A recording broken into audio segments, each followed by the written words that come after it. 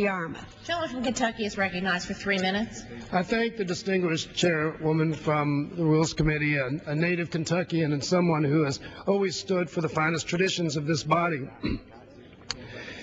In November of 2006, the American people decided to give the Democrats the control of the House of Representatives and the Congress. I was fortunate enough to be elected as one of the 43 new Democrats in that class.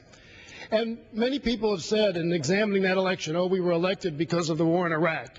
But that's not what I heard. What I heard when I was campaigning in 2006, and I think most of my colleagues in this class would say the same thing, is we want to return the government to the tenets of the Constitution. We want to restore the checks and balances that the Founding Fathers prescribed. We want to make sure that this president and every president is held accountable, is not above the law.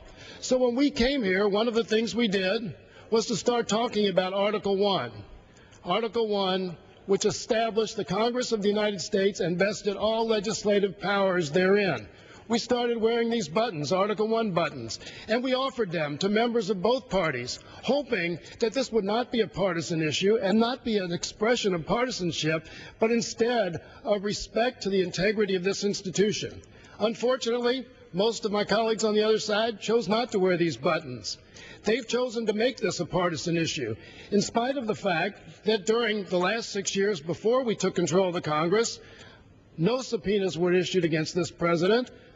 No efforts to hold him accountable were made, in spite of the fact that in the prior administration 1,000 subpoenas were offered by the Republican Congress to the Democratic president. So unfortunately, this has become a partisan issue when it shouldn't be. To me, this is all about institutional integrity, about restoring the checks and balances.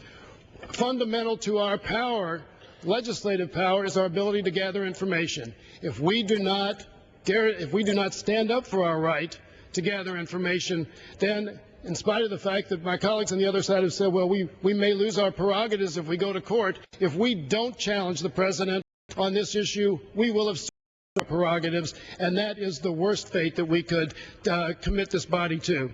So I would say in closing that many people look at the polls today and say the standing of the Congress is at its lowest ebb ever, and they say maybe that's because we're not doing anything. I think it's because the American people recognize that we have been negligent in not upholding our responsibilities under the Constitution.